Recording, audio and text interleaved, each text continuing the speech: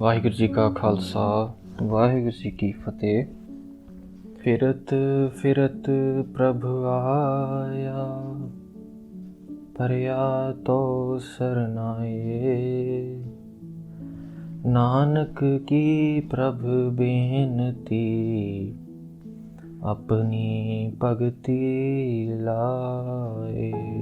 फिरत फिरत प्रभु आया, परया तो सरनाए। नानक की प्रभ बेनती, भगति लाए। वाहिगुरु जी का खालसा वाहिगुरु जी की फतेह। जो मेहता कालू जी थे वो भाई बालाजी से भी नाराज़ हो गए। भाई बालाजी से भी नाराज़ हो गए क्योंकि हमने काफ़ी सारे पिछले सेशन में देखा है ना कि बहुत सारे लोग हैं जिन्होंने गुरु नानक देव जी सच्चे पातशाह जी को पहचान लिया था।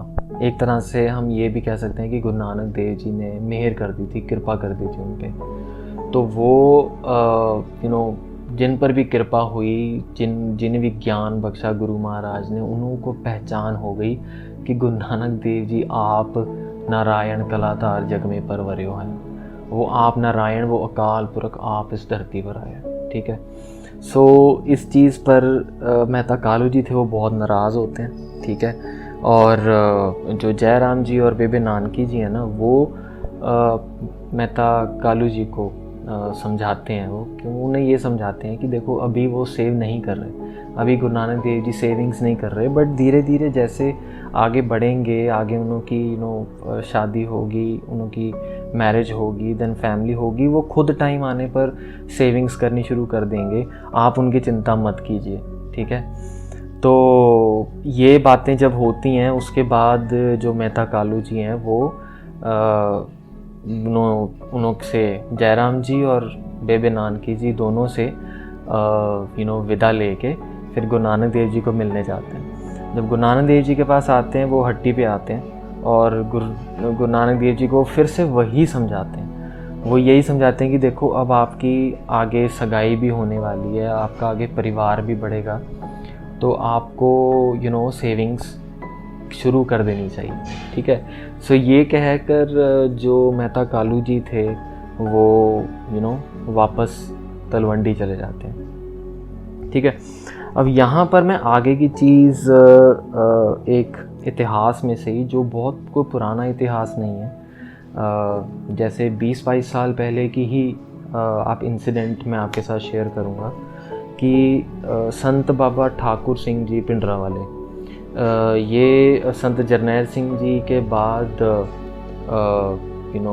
जथेदार रहे हैं दमदमी टकसाल के। दमदमी टकसाल सिख पंथ की, सिखों की सबसे बड़ी एक इंस्टीट्यूट है जो सिक्खी के बारे में विद्या देती है। It's kind of an institute जहाँ से बहुत बड़े महापुरुष और बहुत बड़े बड़े गुरसिख पढ़ के निकले हैं। ठीक है। तो यहाँ पर संध्या, गुरमत विचार, कथा और ये सारी चीज़ें सिखाई जाती हैं। तो उसके जो जत्थेदार रहे हैं संत बाबा ठाकुर सिंह जी पिंडरा वाले। ठीक है। सो यहाँ पर मैं एक चीज़, जैसे हमने अभी पीछे देखा कि जो भाई बालाजी थे, ये लास्ट सेशन में भी शेयर किया था, तो मैं एक छोटा सा टच करूँगा कि जो भाई बालाजी थे ना, उन्हों को जब मेहता कालू जी ने कहा था ना कि भी आपको ये रिक्वेस्ट है, आप ये करो, आप उन्हें समझाओ, उनके पास माया कम हो जाएगी, पैसे कम हो जाएंगे, उनको सेव करना चाहिए, उनके पास माया होनी चाहिए। तो जो भाई बालाजी थे ना, उन्होंने साफ साफ ना कर दी थी। ठीक है।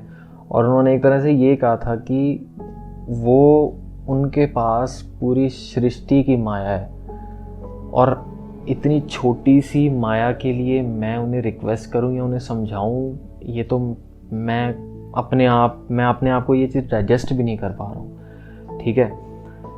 तो यहाँ से मैं एक चीज़ पे आना चाहता हूँ कि गुरु नानक देव जी तो फिर भी देखो गुरु हैं, गुरु महाराज है, वो अकाल पुरख आप हैं।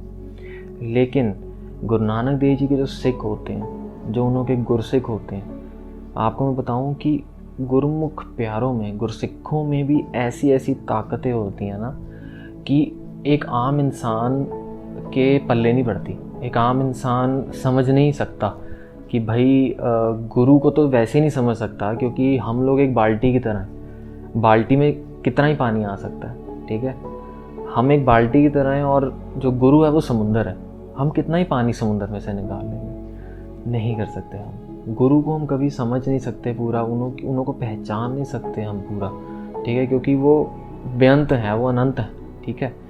सो जो बाबा ठाकुर सिंह जी थे ना, इनका एक इतिहास छोटा सा ये आता है कि एक बार ये एक सिंह के घर गए थे बाबा ठाकुर सिंह जी, और इनके साथ ना अराउंड 50 सिंह और थे। तो पूरा एक जत्था गया था एक सिंह के घर, ठीक है।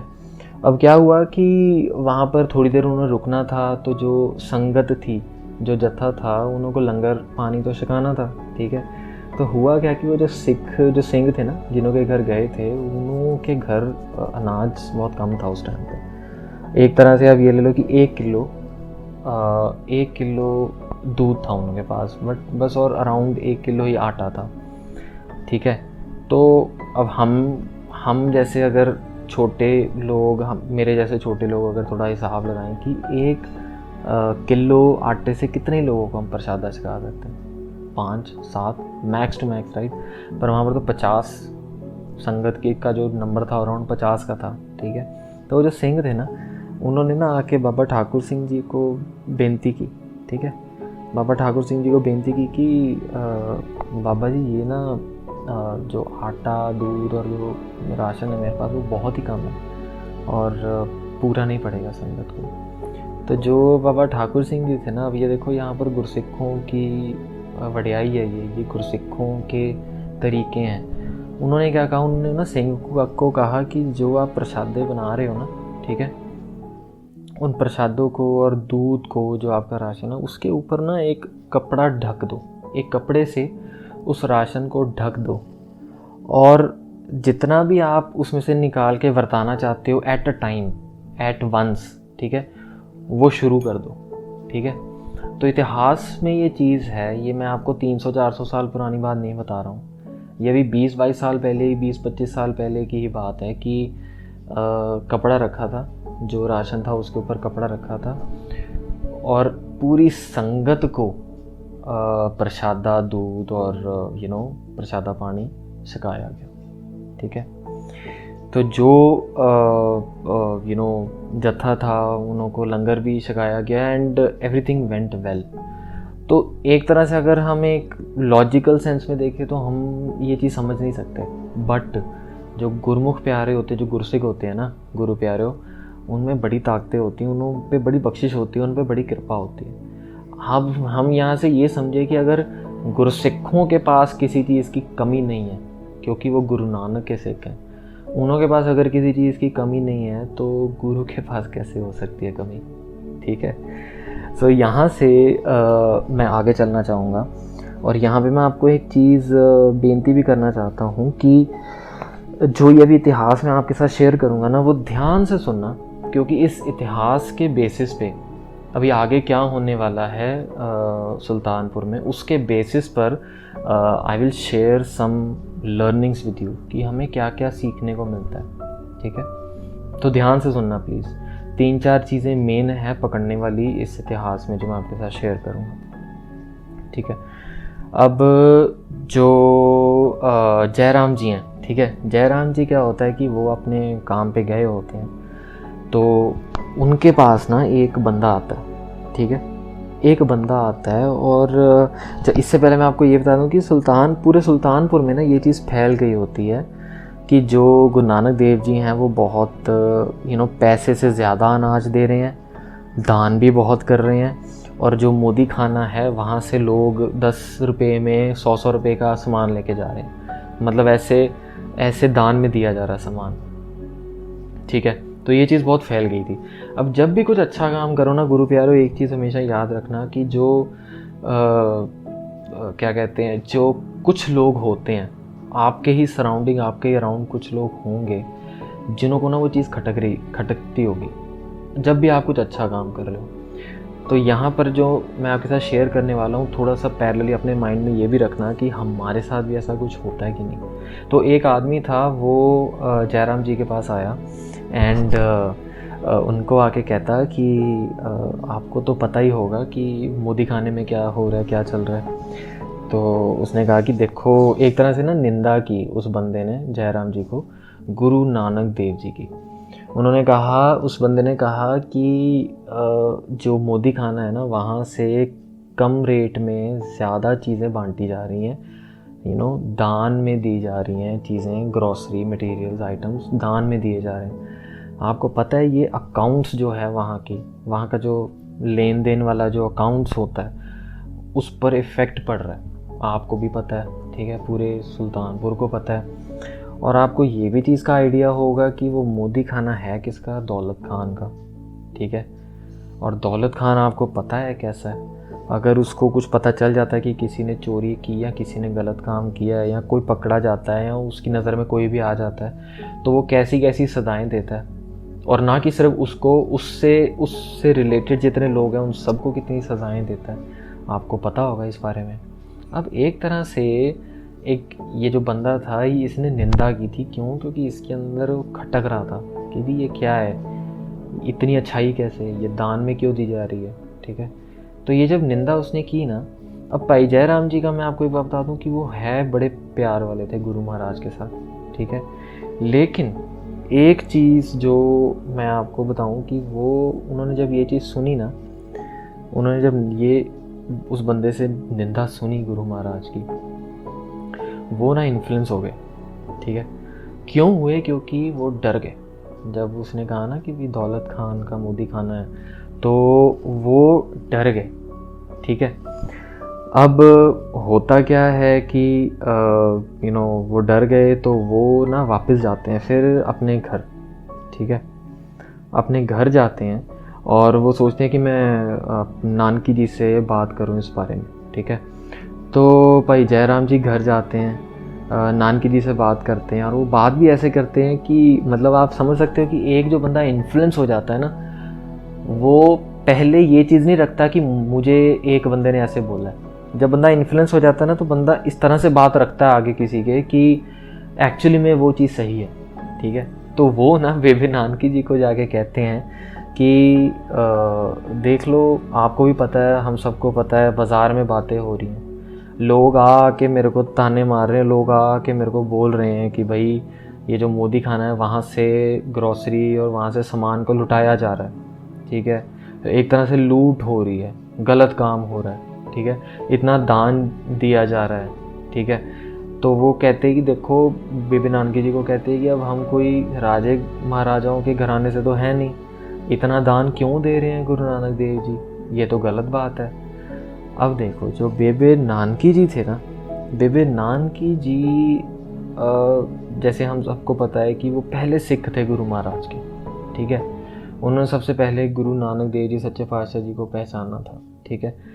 तो जो बेबे नानकी जी ने, वो बड़े पक्के तगड़े सिख थे, ठीक है। उन्होंने जयराम जी को पता क्या बोला? उन्होंने कहा कि जयराम जी, आपको शक हो गया गुरु पे, आप गुरु पे शक कर रहे हो। आज तक तो मैंने आपसे इस तरह से बातें सुनी नहीं है, ये क्या हो गया आज आपको, आप गुरु पे शक कर रहे हो, ठीक है। जब ये उन्होंने बात की, तो जो जयराम जी थे ना, उन्होंने थोड़ा सा सॉरी फील हुआ। उन्होंने को लगा कि ये तो मतलब उन्होंने गलत किया, उन्होंने को लगा, बट हाँ, उन्होंने के अंदर वो डर और वो सब था, ठीक है। तो जो बेबे नानकी जी थे ना, इस कन्वर्सेशन में वो जयराम जी को कहते हैं कि दुनिया चाहे ऊपर नीचे हो जाए, कुछ भी हो जाए, मैं कभी भी गुरु नानक पर शक नहीं कर सकती। और मैं आपको ये बात भी बता दूं कि चाहे सबको पता है कि वो ज़्यादा दे रहे हैं, 10 रुपये की चीज़ में 100 रुपये का सामान दे रहे हैं, बट आज ही अगर उनके अकाउंट्स, मोदी खाने के अकाउंट्स चेक करवाए जाए ना, तो भी उनों का जो अकाउंट्स है वो कम तो कभी नहीं आ सकता, ज़्यादा आएगा या इक्वल आएगा, या तो ठीक आएगा या ज़्यादा आ जाएगा कि पैसे ज़्यादा आ गए हैं, ठीक है। वो इतने कॉन्फिडेंस में बोले, मतलब यहाँ पर मैं जब मैं भी इस चीज़ को समझ रहा था, तो अगर हम अपनी रियल लाइफ इंसिडेंट्स से रिलेट करके देखें ना, हमारा भी गुरु महाराज के साथ रिश्ता आप में से किसी का भी, संगत में से किसी का भी है तो बहुत अमेजिंग, बहुत बढ़िया बात है कि हम किसी भी टाइम पे डोलते नहीं। बट हाँ, हम लोग डोल जाते हैं, मैक्सिमम लोग, मेरे जैसे लोग, मैक्सिमम लोग हम लोग डोल जाते हैं। किस पे? विश्वास पे। गुरु महाराज पर शक या डाउट हमें एक नॉर्मल लाइफ में हो जाता है, ठीक है, जो कि एक तरह से जयराम जी के साथ भी हुआ। वो इन्फ्लुएंस हुए, डर भी गए, जिसके चक्कर में उनको डाउट हो गया, ठीक है। अब इसके बाद क्या होता है, जब बेबे नानकी जी ने कहा कि भाई आज के आज ही चेक करवा लो, वेरीफाई करवा लो अकाउंट्स, ठीक है, कम नहीं आएंगे, तो जो जयराम जी हैं वो थोड़े शर्मिंदा हो जाते हैं, ठीक है, और वो ये भी कहते हैं कि नहीं नहीं, मेरा कहने का ये मतलब नहीं था, मैं ये नहीं कह रहा हूँ कि भी आप अकाउंट्स चेक करो, ठीक है। अब बेबे नानकी जी, अब देखो, जिस बंदे को अपने गुरु पर बहुत ज़्यादा विश्वास होता है ना, अन्ना विश्वास होता है, ब्लाइंड फेथ, वो बंदा ना किसी भी लेवल तक की शर्त या किसी भी लेवल तक का कॉन्फिडेंस आप उस बंदे से एक्सपेक्ट कर सकते हो। अब बेबे नानकी जी ने इस चीज़ के बाद पता है क्या कहा? बेबे नानकी जी ने कहा कि नहीं, अकाउंट्स तो आज ही चेक होंगे, अभी के अभी गुरु नानक देव जी को बुला के लाते हैं हम, ठीक है। तो जो बेबे नानकी जी थे, उन्होंने तुलसा जी थे, आई थिंक, अगर आपको रिमेंबर हो, जिन्होंने, जब गुरु नानक देव जी सोए हुए थे तो ये तुलसा जी ही थी जिन्होंने गुरु नानक देव जी के पैर पे हाथ लगाया था, तो उनको रंग चढ़ गया था, उन पर कृपा हो गई थी, उनको पूरा भेद पता चल गया, उनको पूरा ब्रह्मांड दिख गया और रंग लग गया उनको नाम का, ठीक है। ये वही हैं तुलसा जी। तो पहले तलवंडी रहती रहे हैं वहाँ पे गुरु नानक देव जी के घर पे, अब यहाँ पर थे। तो बेबे नानकी जी उन्हें भेजती हैं कि आप गुरु नानक देव जी को बुला के लेके आओ, ठीक है। तो जो तुलसा जी हैं वो जाती हैं, ठीक है, गुरु साहब जी के पास जाती हैं और कहती हैं कि बेबे नानकी जी ने आपके दर्शन, बेबे नानकी जी आपके दर्शन करना चाहती है, आप कब तक आ सकते हैं? तो गुरु नानक देव जी कहते कि मैं अभी आ जाता हूँ, मैं अभी आ रहा हूँ।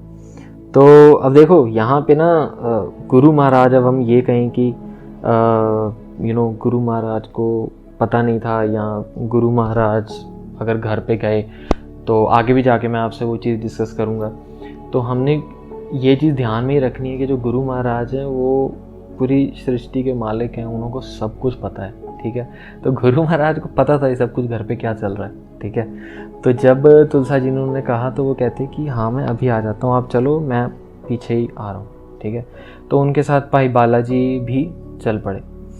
अब जब वो घर पहुँचते हैं ना, अब यहाँ पर देखो, जब वो गुरु नानक देव जी घर पहुँचते हैं तो वो घर आते हैं, तो बेबे नानकी जी और जयराम जी दोनों शांत होते हैं। एंड गुरु नानक देव जी पूछते हैं कि हाँ जी, आपने आज मुझे दिन में ही बुला लिया, अभी मैं मतलब काम पर ही था, आपने मुझे दिन में ही बुला लिया, बताइए क्या क्या हुआ? तो ना बेबे नानकी जी ने ये बोला था कि नहीं, बस आपके दर्शन करने थे, ठीक है। तो क्योंकि एक तरह से देखो, गुरु के साथ इस तरह से डील करना ना बहुत मुश्किल है, बहुत ही मुश्किल है। जैसे मैंने आपको बाल्टी और दरिया वाली बात बताई थी ना, इट्स वेरी डिफ़िकल्ट, ठीक है, कोई मैच ही नहीं है। द गुरु इज़ अकाल पुरख हिमसेल्फ, और हमारी कोई मेरे जैसे की कोई वैल्यू नहीं है, ठीक है। अब यहाँ पर क्या होता है कि जो बेबे नानकी जी और जयराम जी वो दोनों शांत होते हैं, ठीक है। पहले तो बेबे नानकी जी कहते हैं कि आपके दर्शन करने थे इसलिए आपको याद किया, पर गुरु नानक देव जी कहते नहीं, दर्शन तो ठीक है, बट कुछ और बात है, बताओ आप। बेबे नानकी जी और जयराम जी दोनों ही चुप रहे, ठीक है। तो गुरु नानक देव जी ने कहा कि कोई बात नहीं, किसी को, उन्होंने ये कहा कि किसी को शंका हुई है, मुझे पता है, तो मुझसे पूछ सकते हो, आप मुझसे बात कर सकते हो। तो बेबे नानकी जी और जयराम जी फिर चुप ही रहे। अब देखो, गुरु नानक देव जी ने भी ना भाई जयराम जी का नाम नहीं लिया कि आपको शंका हुई है, हाँ जी बताइए, ठीक है। तो गुरु नानक देव जी कहते कि मुझे पता है पूरे सुल्तानपुर में बात हो रही है, लोगों के मन में शंका हो रही है, कई लोग निंदा कर रहे हैं, कई लोग चुगली भी कर रहे हैं। तो ऐसा करते हैं, आज अकाउंट्स चेक करवा लेते हैं, आज अकाउंट्स वेरीफाई करवा लेते हैं। तो बेबे नानकी जी और जयराम जी हैं। अब मैं यहाँ से आगे लेके जाऊँ कि सब के सब गुरु नानक देव जी, जयराम जी, बेबे नानकी जी और काफ़ी लोग, ये सब दौलत खान के उस जगह पर जाते हैं, ठीक है, जहाँ पर वो रहता है, ठीक है। अब आगे क्या होता है कि वहाँ पर एक्सपर्ट्स बुलाए जाते हैं जो अकाउंटिंग के एक्सपर्ट्स हैं। तो जो भी कॉस्ट अकाउंटिंग और जिस तरह से भी उस टाइम पे हिसाब होता था, वो सारे पेपर्स लेके आते हैं, ठीक है। कितना रॉ मटेरियल आया था 3-3.5 महीने पहले, और कितना आमदनी हुई है अभी तक, कितना पैसा इकट्ठा हुआ है। तो वो सारी चीज़ों को लेकर जो एक्सपर्ट्स हैं और वो बैठे, और उन्होंने क्या किया कि 3.5 महीने का जो हिसाब है, जो अकाउंट है, उसको वेरीफाई करना शुरू किया, ठीक है। और जब वो वेरीफाई किया तो लोगों को तो देखो ये एक्सपेक्टेड था कि भाई हाँ, यहाँ पर तो कमी आएगी ही आएगी, पैसे तो उतने होंगे ही नहीं। तो सबको यही था कि अब यहाँ तो सज़ा मिलेगी कोई, यहाँ गुरु नानक देव जी को पैसे वापस करने पड़ेंगे, गुरु नानक देव जी को पैसे देने पड़ेंगे। बट इंटरेस्टिंगली गुरु प्यारो होता क्या है, जब पूरा हिसाब कर देते हैं ना, इतिहास में आता है कि अराउंड 135 रजत पुण्य 135 रजत पुण्य जो अकाउंट्स में ज़्यादा निकलते, मतलब जितना हिसाब और प्रॉफिट होना चाहिए उसके ऊपर 135 रुपीज़ ले लो एक तरह से आप, क्योंकि रजत पुण्य मैंने इसलिए लिखा है कि आप सबको भी ये याद हो जाए कि उस टाइम पे जो करेंसी चलती थी वो रजत पुण्य की होती थी, ठीक है। बट 135 रुपये अगर हम उसको बोलें तो उस टाइम पर 135 रुपये आज के लाखों करोड़ों रुपए के बराबर होंगे गुरु प्यारे, ठीक है, बहुत पैसे के बराबर है। अब कुछ टाइम पहले सेशन में आपसे विचार साझी करी थी लंगर की प्रथा, सच्चा सौदा की जो पूरा इतिहास आपके साथ शेयर किया था, इफ़ यू रिमेंबर, उसमें 20 रुपये की बात हुई थी, 20 रजत पुण्य। यहाँ पर तो बहुत ही ज़्यादा है, इट्स लाइक अराउंड 7 टाइम्स है, ठीक है। तो 135 रुपीज़ ज़्यादा है। सारे लोग जो वहाँ पर थे सब हैरान हो गए, ठीक है। और एक तरह से ये हुआ कि सबको लगता था कि गुरु नानक देव जी ने दौलत खान को पैसे देने हैं, बट एक्चुअली में हुआ क्या कि दौलत खान को गुरु नानक देव जी को पैसे देने पड़े। एक तरह से नोट देने पड़े, उन्होंने दिए नहीं, बट बात ये एक तरह से ये फैली कि भाई नहीं, गुरु नानक देव जी को नहीं देना, गुरु नानक देव जी ने नहीं कुछ देना किसी का, ठीक है। सो यहाँ पर बहुत बड़ी चीज़ें गुरु प्यारे इतिहास जितना भी मैंने आपके साथ अब तक शेयर किया, अब इसके बेसिस पर हम कोशिश करते हैं कि ये देखें कि कितने एक तरह से कितनी चीज़ें हम यहाँ से सीख सकते हैं, कितनी चीज़ें जो गुरु महाराज हमें समझा रहे हैं, और हम अपनी प्रैक्टिकल लाइफ से भी उसको लिंक करके देखें कि हम लोग कहाँ गलतियाँ करते हैं, हम लोग यहाँ से क्या क्या सीख सकते हैं, ठीक है। तो लर्निंग नंबर 1 जो है, अब आपको अगर याद होगा जहाँ से मैंने शुरू किया वो इतिहास, शुरुआत कहाँ से हुई थी, एक बंदे की निंदा करने से। मतलब एक बंदे ने गुरु साहिब जी की निंदा की, चुगली कह लो, निंदा कह लो, ठीक है, वो की।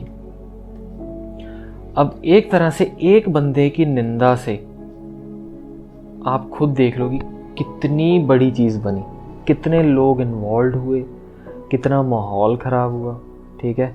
और इन दी एंड हुआ क्या, वो बंदा झूठा पड़ गया ना, ठीक है। तो सबसे बड़ी चीज़ देखो, गुरु महाराज भी हमें ना बहुत प्यार से गुरबाणी में ये चीज़ समझाते हैं कि पर निंदा करे अंतरमल लाए। जो निंदा करता है ना जो बंदा, ठीक है, वो अपने अंदर एक ऐसा कूड़ा भर रहा है, एक ऐसी गंदगी भर रहा है जिसकी सफाई होनी बड़ी मुश्किल है। हमें लगता है एक तरह से, हम यहाँ पर अगर थोड़ा समझें, अपनी प्रैक्टिकल लाइफ से ज़रा लिंक करके देखें, आप सब बताओ, अच्छा चलो मैं आप सबसे एक चीज़ पूछता हूँ कि आप सब हम सब, मैं अपने आप को इंक्लूड करके, कौन कौन आप में से निंदा करता है, इंटेंशनली और अनइंटेंशनली निंदा करता है?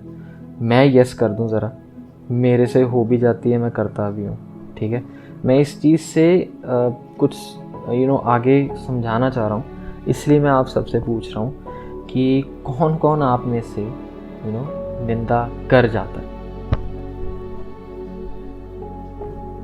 But later regret also. Yes, okay, ठीक है। देखो, निंदा ना हो जाती है, और गुरु प्यारे एक चीज़ हमेशा आप देखना कि निंदा जब करो ना तो स्वाद बड़ा आता है, बड़ा मज़ा आता है।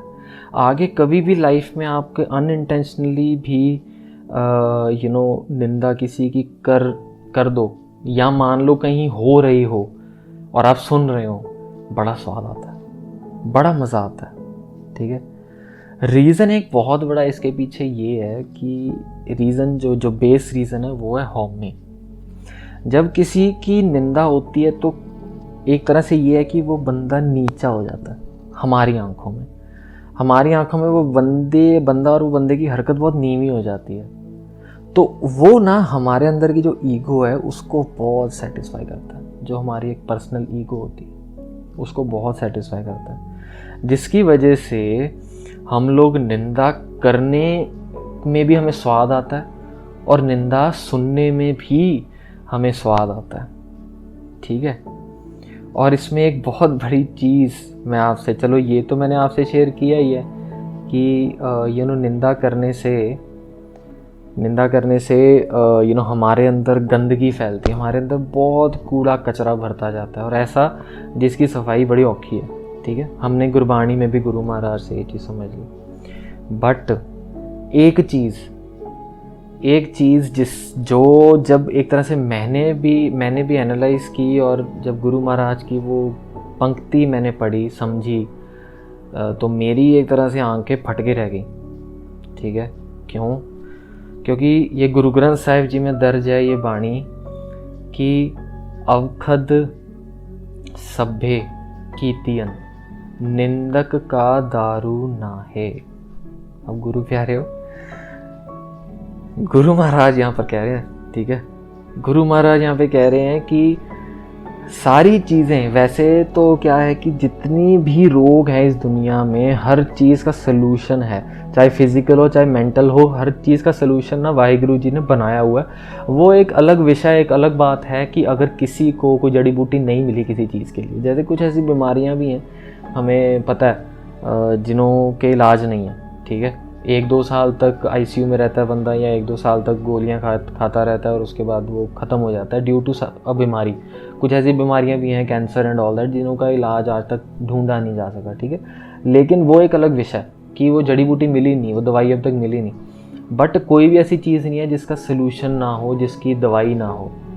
लेकिन गुरु महाराज देखो कितनी बड़ी बात बोल रहे हैं। गुरु महाराज कहते हैं कि सारी चीज़ों की मेडिसिन है और हर चीज़ को क्योर किया जा सकता है, बट एक चीज़ ऐसी है इस पूरे ब्रह्मांड में जिसका इलाज बहुत ही मुश्किल है, जिसका इलाज ही नहीं है। वो पता है क्या है प्यारे हो? वो है निंदा, सिलेंडर करना।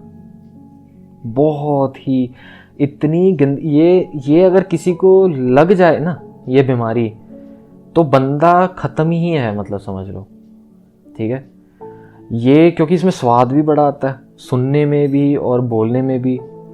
तो ये स्वाद भी इसीलिए आता है बिकॉज ये एक माया का ही ट्रैप है बनाया हुआ, निंदा, ठीक है।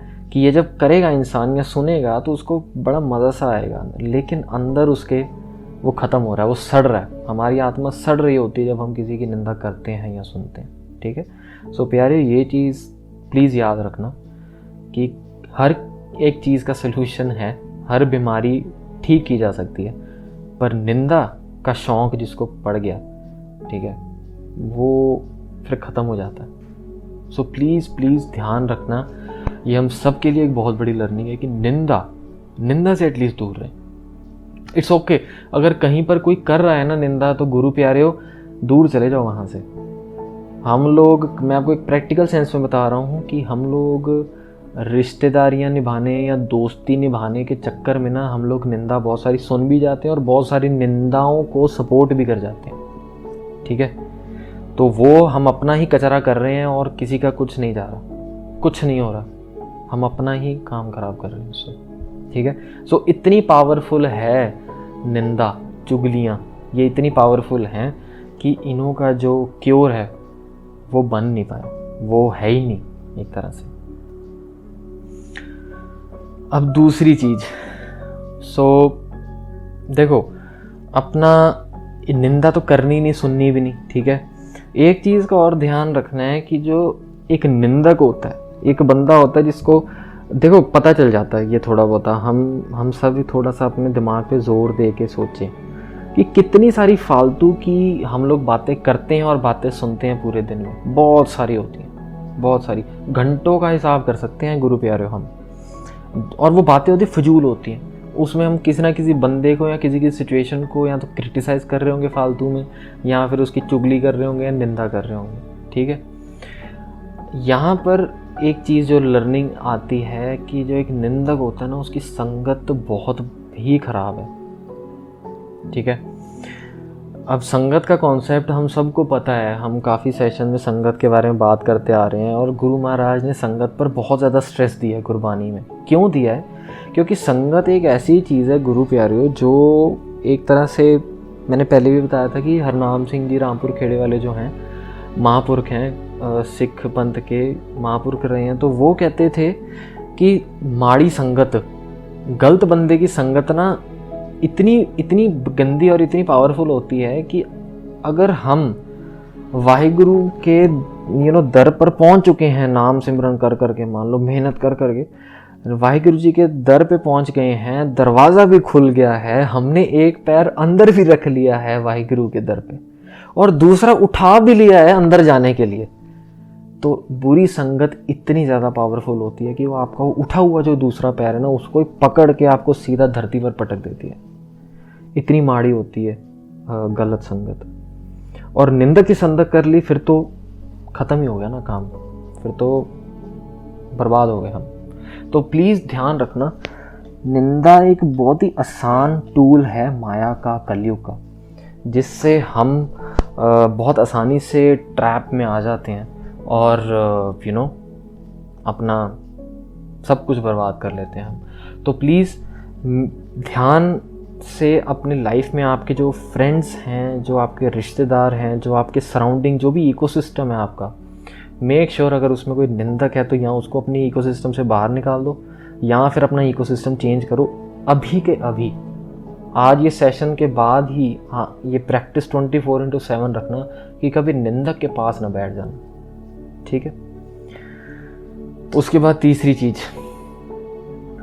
हमने उस इतिहास में ये चीज़ समझी कि जो जयराम जी थे वो बहुत प्यार वाले थे, गुरु महाराज से बड़ा प्यार करते थे, बट डाउट हो गया उन्हें भी थोड़ा सा। वो डाउट क्यों हुआ? क्योंकि वो जो निंदा चुगली थी वो बहुत भारी थी, जिसकी वजह से उनके अंदर डर आ गया और डर की वजह से उनको शंका क्रिएट हो गई। ठीक है, गुरु प्यारो, जो शंका होती है, जो डाउट होता है ना, गुरु पर डाउट करना एक तरह से मान लो कि टन्स ऑफ दूध पड़ा है। ठीक है, किलों का, हजारों लाखों किलों का अगर दूध पड़ा ना, उसमें एक बूंद अगर आप कांजी डाल दो पूरा दूध फट जाएगा। वैसा ही है डाउट, वैसा ही है शंका। मतलब एक तरह से ये है कि गुरु पर अरदास करें हम सब, ठीक है, कि गुरु महाराज आपके ऊपर शक करने से पहले मेरे सांस बंद हो जाए प्लीज़, मेरी ये बॉडी छूट जाए, या तो मेरी ज़बान या मेरे सेंस ख़त्म हो जाए, मेरी सांस रुक जाए आप पर शक करने से पहले। अरदास ज़रूर करना कि गुरु महाराज कभी भी आप पर शक करने जैसी सिचुएशन ना बन जाए मेरी लाइफ में। और प्यारे, ये मैं जो कह रहा हूँ ना, ये अगर हम अपनी प्रैक्टिकल लाइफ में देखें, ठीक है, यहाँ पर मैं एक और चीज़ भी आपके साथ शेयर करना चाहूँगा अगले में। गुरु महाराज यहाँ पर क्या समझाते हैं, ठीक है, जो ट्रस्ट हम लोग जो डाउट कर लेते हैं, गुरु महाराज कहते हैं कि परम पुलाना अंधुला फिर आवे जाए। गुरु महाराज कहते हैं कि जिस बंदे को डाउट ने घेर लिया ना, वो बंदे का आना जाना लगा रहता है। मतलब कि रीइंकार्नेशन का जो कॉन्सेप्ट है, जो आपके साथ कई बार साझा किया हुआ है, कि अगर हम लोगों ने इस जन्म में, इस मानुख जन्म में नहीं नाम सिमरन करके वाहिगुरु जी तक पहुँचे तो हम रीइंकार्नेशन में पड़ जाएंगे, हम 84 लाख जूनों में पड़ जाएंगे। तो गुरु महाराज ये कह रहे हैं कि जिस टाइम तूने शक कर लिया ना, तू समझ ले कि तेरा इस दुनिया में आना जाना लगा रहेगा, तू नहीं पहुंच सकता वाहिगुरु जी तक, ठीक है। सो जो शक है ना, डाउट, कभी भी अपने माइंड में ना गुरु महाराज के लिए कभी भी डाउट मत लेके आना। जो एक मैंने बाल्टी और ओशन वाली बात आपसे की थी ना, हमेशा दिमाग में वो रखना, ठीक है, बहुत यूज़फुल है वो चीज़। और वो गुरबाणी में है कि गुरु महाराज ना दरिया है, दरिया, ओशन होता है, दिखता नहीं है। आप कभी किनारे पर जाओ ओशन के, आप ओशन का एंड देख लो, दिखेगा नहीं दिखता, हमें पता ही नहीं ओशन कितनी दूर तक है ना। वैसे ही हम एक बाल्टी की तरह हैं, ओशन में से कितना ही पानी निकालेंगे प्यारे, हम ओशन को पूरा नहीं समझ सकते कभी। तो प्लीज़ कभी भी शक मत करना, ठीक है। और इससे ही रिलेटेड मैं एक और आपके साथ लर्निंग शेयर करूं। 4th लर्निंग हमारी क्या है कि जो गुरु है ना, गुरु महाराज पर अंधे होके, मैं अंधा वर्ड यूज़ कर रहा हूँ यहाँ पर, अंधे होकर गुरु महाराज पर विश्वास करना हमेशा, ठीक है। आपको देखो जो बेबे नानकी जी हैं, मैं इतिहास में से भी आपको रिलेट कर दूँ कि जो बेबे नानकी जी थे, उनका आपने विश्वास देखा था कितना तगड़ा था। उन्होंने बात भी नहीं सुनी थी जयराम जी की पूरी, उन्होंने इतना तगड़ा कॉन्फिडेंस, उन्होंने कहा अभी चलो जाके बोल दो दौलत खान को जाके कि भी ऐसे ऐसे अकाउंट्स में प्रॉब्लम हो गई है, जरा करवाओ, वेरीफाई, चेक करवाओ। इतना कॉन्फिडेंस। अब गुरु प्यारो, हम यहाँ पर अपनी पर्सनल लाइफ के साथ ज़रा लिंक करके देखें, हम लोग कितना का ट्रस्ट करते हैं गुरु महाराज पर। यहाँ पर मैं आपको कॉन्सेप्ट बताना चाहता हूँ ट्रस्ट का क्या होता है, कि हमारा ट्रस्ट गुरु महाराज पर किससे पता चलता है। अगर हमें ज़िंदगी में कोई भी चीज़ की वजह से टेंशन होती है तो दैट मीन्स वो टेंशन क्या होती है, क्योंकि हमें गुरु महाराज पर ट्रस्ट नहीं होता। अब एक तरह से आप ये लोग जो बेबे नानकी जी थे, उनका ट्रस्ट कितना ज़बरदस्त था कि उनको कोई टेंशन नहीं हुई। हम लोग क्या होता है, हम लोग कोई छोटी सी चीज़ हमारी लाइफ में गुम हो जाए, चोरी हो जाए, या मान लो इधर उधर हो जाए, या कोई एक छोटी सी लाइफ में टेंशन आ जाए, हम लोग कितनी टेंशन लेनी शुरू हो जाते हैं। वो टेंशन क्यों होती है गुरु प्यारे हो, वो इसी वजह से होती है क्योंकि हमारे अंदर गुरु महाराज के लिए विश्वास की बहुत कमी होती है, बहुत ज़्यादा। जिस बंदे का विश्वास नहीं होता ना तगड़ा गुरु महाराज पर, उसी बंदे को टेंशन होती है। और आप देखो, कभी किसी गुरु प्यारे को, किसी गुरमुख प्यारे को, किसी गुरसिख को मिल लेना, चाहे वो बंदा एक फटी हुई लेंटर के नीचे भी सो रहा होगा ना, जहाँ पर पानी चोरा होगा और वो सो नहीं पा रहा होगा, उस बंदे से जाके कहोगे ना नींद कैसी आई अगले दिन, वो बंदा कहेगा बड़ी आनंद में। कभी भी कोई गुरमुख प्यारा आप मेरे को, मैं लिख के देने को तैयार हूँ, कभी कोई गुरसिख प्यारा मेरे को दिखा दो जिसने कहा हो ये पूछने पर कि भैया आपका क्या हाल है, उसके मुंह से चढ़ती कला ना निकला हो। कभी किसी गुरमुख प्यारे के मुंह से ये निकला, हाय बड़ी टेंशन है, बड़ी प्रॉब्लमें चल रही हैं लाइफ में, मेरे घर में ये चीज़ें चल रही हैं, मेरा बच्चा मेरी बात नहीं मानता, मेरी बेटी की शादी नहीं हो रही, मेरे इसके नौकरी चली गई। कभी सुना है किसी गुरमुख प्यारे, किसी गुरसिख प्यारे के मुंह से? क्यों गुरु प्यारे क्यों होता है वो अंदर कौन सी ताकत काम कर रही है? वो विश्वास की ताकत है सारी की सारी। और ट्रस्ट का कॉन्सेप्ट क्या होता है? वो ये होता है कि आपका ट्रस्ट गुरु महाराज पर बढ़े कैसे। यहाँ पर मैं एक छोटी सी आपसे बात शेयर करना चाहता हूँ कि गुरु हरगोबिंद साहिब जी 6वें पातशाह, the 6th master of the Sikh पंथ, गुरु हरगोबिंद साहिब जी के टाइम पर एक लेडी थी, ठीक है, वो लेडी आई थी गुरु महाराज के पास और उसने बेनती की थी कि मेरे घर में 5-6 साल हो गए, मेरे घर में कोई औलाद नहीं है, तो मेरे पर कृपा करो, ठीक है। तो गुरु महाराज ने पता क्या आंसर दिया? गुरु महाराज ने कहा था कि माई तेरे कर्मों में लिखी ही नहीं है, तेरे कर्मों में औलाद नहीं है, और भेज दिया उसको, ठीक है। अब वो जो लेडी थी वो बाबा बुड्ढा जी के पास गई। बाबा बुड्ढा जी ब्रह्म ज्ञानी, हम सबको पता है बाबा बुड्ढा जी कौन है सिख पंथ में। पहले सबसे पहले गुरु ग्रंथ आज श्री गुरु ग्रंथ साहिब जी के जो बैठे थे, सबसे पहले जो ग्रंथी थे वो बाबा बुड्ढा जी थे, ठीक है। बहुत ही बड़े, मतलब सबसे क्लोजेस्ट जो गुरु महाराज के रहे हो बाबा बुड्ढा जी थे। तो बाबा बुड्ढा जी को जब वो लेडी मिली तो सब कुछ जब बताया उस लेडी ने, बाबा बुड्ढा जी ने हंस के पता क्या कहा? अब बाबा बुड्ढा जी को देखो पता है कि भी गुरु कौन है, ठीक है। तो बाबा बुड्ढा जी ने उस लेडी को कहा कि तुझे आइडिया नहीं है कि तूने किससे जाके मांगा है, अपनी मांग रखी, अपनी बेनती रखी। उसने कहा कि अब तू जाएगी ना, तू अगली बारी जब जाएगी तो पूरे विश्वास से उनसे बेनती कर, और उनके एक तरह से मैं ये वर्ड यूज़ कर रहा हूँ एक as a layman in a layman language, कि पीछे पड़ जा बस। उन्हों को एक तरह से ऐसे बोल जाके कि भाई आप ही कर सकते हो कृपा मेरे पर, प्लीज़ मेरे पर और कोई नहीं कर सकता, और अरदासें करी जा, बेनती करी जा गुरु महाराज को, ठीक है। अब उसने वही किया, ठीक है, और पूरे विश्वास से किया। तो गुरु प्यारे होता क्या है कि गुरु महाराज ने एक दिन अपने घोड़े पर बैठे होते हैं, ठीक है। तो वो आती है, ठीक है। तो अपने पूरे विश्वास के साथ गुरु महाराज को बेनती कर, एक रुमाल वो अपने पास से एक रुमाल लेते हैं, और आप कुछ पेंसिल ले लो, पेन ले लो, व्हाट्सएवर जो भी होगा उस टाइम पे, वो ना रुमाल पर एक लिखने वाले होते हैं। एक का मतलब कि तेरे को एक पुत्र की कृपा कर दी, ठीक है। अब वो जब एक लिख रहे होते हैं ना, तो गुरु प्यारे जो घोड़ा होता है ना, घोड़ा थोड़ा हिल जाता है, ठीक है। अब घोड़ा जब हिलता है ना, तो गुरु हरगोबिंद साहिब जी जो 1 लिखने वाले होते हैं, वो गलती नहीं, मतलब 1-7 लिखा जाता है, क्योंकि गुरु महाराज का हाथ हिलता है, घोड़े हिलने की वजह से गुरु महाराज का हाथ हिलता है, तो वो 1 की जगह 7 लिखा जाता है।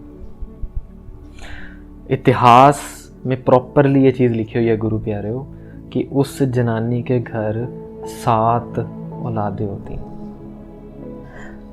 यहाँ से मैं आपको ये समझाना चाहता हूँ कि गुरु को कभी भी इंसान तो खैर लेना ही नहीं, पर गुरु इज़ नॉट इंसान, गुरु is not just a Sant, Guru is not a महापुरुष, गुरु इज़ अकाल पुरख हिमसेल्फ।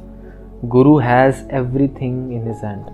गुरु महाराज कुछ भी कर सकते हैं, हमारे कर्मों को डिलीट कर सकते हैं, रिमूव कर सकते हैं, ऐड कर सकते हैं, चेंज कर सकते हैं, बना सकते हैं, ख़त्म कर सकते हैं, कुछ भी कर सकते हैं गुरु महाराज। अब यहाँ पे मैं आपको एक प्रैक्टिकल सेंस में बताऊँ कि हम लोग टेंशन क्यों लेते हैं, क्योंकि विश्वास नहीं है। विश्वास क्यों नहीं है? क्योंकि गुरु महाराज की ताकत के बारे में नहीं पता हमें। एक आप प्रैक्टिकल सेंस में देखो, अगर हमें लाइफ में कोई प्रॉब्लम आती है, ठीक है, और मान लो कोई सरकारी काम फंस जाता है, सरकारी काम, मान लो कोई छोटे से लेवल पर कोई छोटा सा सरकारी काम फंस गया, अगर आप के फादर कोई MP है, कोई MLA है उस जगह के, मान लो चीफ मिनिस्टर है स्टेट के, डू यू रियली थिंक कि आपको टेंशन होगी कि मेरा वो सरकारी काम फंस गया है? नहीं होगी, राइट? बिल्कुल भी नहीं होगी। क्यों? क्योंकि आपको पता है कि आपको सपोर्ट किसका है, आपके फादर का। आपके फादर कौन है? वो चीफ मिनिस्टर है पूरी स्टेट के। ये क्या, ये तो छोटू सा काम है, मेरे फादर को तो फ़ोन करने की भी नहीं ज़रूरत हो, उसका PA भी फ़ोन कर देगा, तो मेरा काम 5 मिनट से 6 मिनट भी नहीं लगेगा, काम हो जाएगा। अब ट्रस्ट कैसे डेवलप होता है गुरु प्यारे हो? जब हमें गुरु के बारे में पता हो, जब गुरु के बारे में उतनी कथा सुनी हो, जब गुरु के बारे में पूरा पता हो कि गुरु की क्या ताकत है, तभी हमें टेंशन नहीं होगी, तभी हम ट्रस्ट कर पाएंगे गुरु महाराज पे। जब पता ही नहीं है गुरु महाराज के बारे में हमें, फिर वैसे ही चलती रहेगी गुरु प्यारे ज़िंदगी, ठीक है। सो मैं ये कॉन्सेप्ट आपके साथ क्यों शेयर करना चाहता था, क्योंकि जस्ट मैं ऐसे ही नहीं बोलना चाहता कि ट्रस्ट करो ब्लाइंडली गुरु पे, नहीं। वो कॉन्सेप्ट क्या है ट्रस्ट का, हमें टेंशन होती क्यों है, और ट्रस्ट कैसे बढ़ेगा, वो इन सब चीज़ों से बढ़ेगा। ज़्यादा से ज़्यादा गुरु महाराज के बारे में, गुरु इतिहास के बारे में, गुरुमत गुरबाणी, इन सब चीज़ों के बारे में जितना ज़्यादा आपको आइडिया होगा, जितना ज़्यादा पता चलती जाएंगी, जितनी ज़्यादा गुरु महाराज की वड्याई अंदर जाती जाएगी, उनके लिए ट्रस्ट बढ़ता जाएगा। उसके बाद लास्ट लर्निंग ये है कि जो गुरु महाराज, जैसे कि हम स्टार्टिंग मैंने कहाँ से आपको बताई थी कि जो सुल्तानपुर में फैला हुआ था कि गुरु महाराज सब देते हैं, सब कुछ देते हैं। तो होता क्या कि गुरु महाराज ना तोल रहे होते हैं, जब तोलते हैं ना तो वो 1 किलो ऐसे तोलते हैं, 1 किलो 2 किलो 3 किलो ऐसे करते करते 10 किलो 11 किलो 12 किलो 13 पे ना, 13 पे वो रुक जाते थे और वो डालते रहते थे, 13 13 13 डालते रहते थे। ठीक है, अब यहाँ पर 13 जो नंबर है ना, मैं नंबर की बात नहीं कर रहा हूँ, मैं आपको समझाना कुछ और चाहता हूँ कि यहाँ पर 13 जो गुरु महाराज ने किया, वो 13 कौन सा 13 है? किस 13 की गुरु महाराज बात कर रहे हैं? गुरबाणी में उसका आंसर है। गुरबाणी में गुरु महाराज कहते हैं, कबीर मेरा मुझ में किछ नहीं, जो किछ है सो तेरा। यहाँ पर मैं आपको समझाना चाहता हूँ कि अपने अंदर एक चीज़ को डेवलप करना शुरू कर दो, देना, लोगों को, इस दुनिया को देना शुरू कर दो, गिविंग। क्यों? जो गिविंग की जो एक स्किल है, जो क्वालिटी है, वो बहुत बड़ी है गुरु प्यारे हो। और ये हमें इतिहास से एक लर्निंग मिलती है, गुरु महाराज ने क्यों किया ये। एक बहुत बड़ी लर्निंग ये है कि हमें भी देना है, दान देना, अपना टाइम, अपनी रिसोर्सेज, मतलब देने की भावना अंदर बननी चाहिए, बड़ी होनी चाहिए। ठीक है, और ये जो 13 वाला कॉन्सेप्ट मैंने आपको जो समझाया है, वो इसलिए समझाया है कि जब देना है ना, तो वो गुरु नानक देव जी वाला 13 करके देना है। क्यों? गुरबाणी कहती है कि मेरा मुझ में कुछ नहीं, जो कुछ है सो तेरा। सो जब मैं किसी को कुछ दूं, when I am giving something to anybody, तो मैं ये इस भावना से दूं कि वो मेरा नहीं था, वो तेरा था। तेरा मतलब वाहिगुरु जी, वो तो वाहिगुरु जी का था, मैं वाहिगुरु जी की वस्तु इस बंदे को दे रहा हूं। अगर ये चीज़ आपको समझ लग गई और आपने इस भावना के साथ गिविंग नेचर अपनी बना ली, तो आपके अंदर हौमे कभी नहीं आएगी। ये जो गुरबाणी में गुरु महाराज समझा रहे हैं कि हौमे कभी नहीं आएगी आपको, अगर आप 13 करके तोलोगे। ठीक है, सो गुरु महाराज के एक एक शब्द में बहुत चीज़ें छुपी हुई हैं, जो अगर हमें समझ लग जाए ना, तो हमारा पार उतारा आज के आज ही हो जाए। ठीक है गुरु प्यारे हो। उसके बाद एक आखिरी चीज़ मैं आप सबसे पूछना चाहता हूँ कि एक रीज़न तो मैंने आपको बता दिया कि निंदा करने का जो एक रीज़न होता है, वो होता है ईगो सेटिस्फाई होती है हमारी। एक और रीज़न भी होता है, और वो मैं आप सबसे पूछना चाहता हूँ। मुझे ये बताओ कि what is the reason behind निंदा apart from satisfying your ego? To disgrace others image। हाँ जी, ठीक है। jealousy because we are not like them। very good। दूसरे को नीचा दिखाना। very good। कभी कभी कुछ बातों का गुस्सा रहता है। हाँ, very good। ठीक है, बहुत बढ़िया। चिंता, ठीक है, बहुत बढ़िया आपके आंसर्स हैं, और ये सारे रीज़न्स हैं निंदा के। बट एक जो सबसे बड़ा रीज़न जो मैं आपको बता चुका हूँ, वो है कि हौमे को सेटिस्फाई करना, और दूसरा एक बड़ा रीज़न होता है जेलसी। गुरु प्यारो, जेलसी ना एक बहुत बर्बाद चीज़ है, और जो बहुत आसानी से हमारी लाइफ में आ जाती है। ठीक है, पर मैं जेलसी को डीप नहीं जाऊँगा, मैं ख़त्म करूँगा यहाँ पे सेशन, या आपको ये बता के कि हमारे चैनल पर ही जेलसी के ऊपर एक बहुत ही बढ़िया वीडियो पड़ी है, जिसमें कि जेलसी की क्या ताकत है, जेलसी क्या करती है हमारे साथ, और जेलसी को कैसे ओवरकम करना है। There are 2 very beautiful solutions given by Guru Maharaj इन गुरबाणी। उसको एक तरह से प्रैक्टिकल सेंस में उस वीडियो में बताया गया। 7 से 8 मिनट की वीडियो, ज़्यादा बड़ी नहीं है, तो आप देखना ज़रूर जाके ऑल अबाउट सिक्की चैनल। ठीक है, वहाँ से आपको जेलसी वाला कॉन्सेप्ट भी क्लियर हो जाएगा। तो गुरु प्यारो, यहाँ पर मैं सेशन ख़त्म करता हूँ। ठीक है, वाहिगुरु जी का खालसा, वाहिगुरु जी की फतेह।